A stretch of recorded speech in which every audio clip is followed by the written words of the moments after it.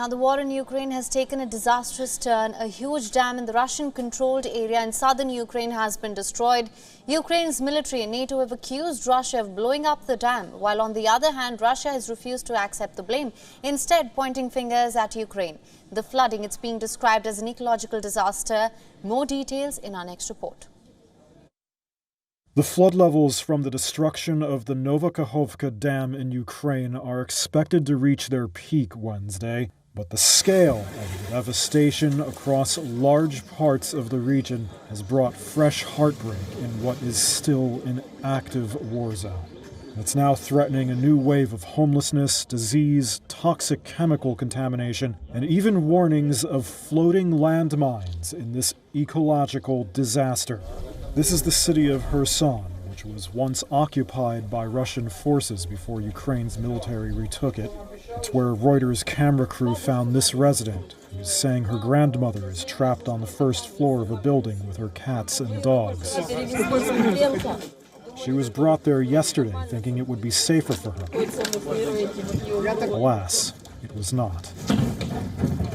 Elsewhere in the city is Irina, an animal rescue volunteer.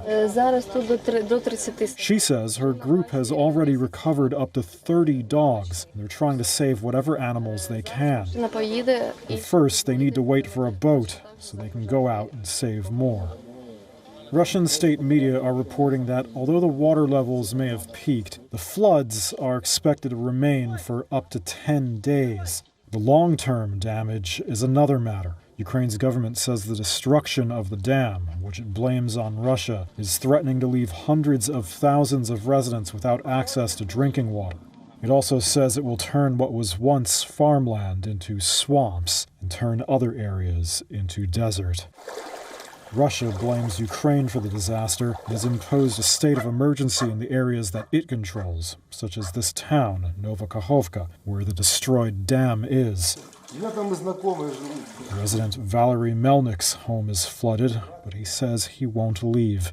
He wants to stay, he says, because the war can't go on forever. WION is now available in your country. Download the app now. Get all the news on the move.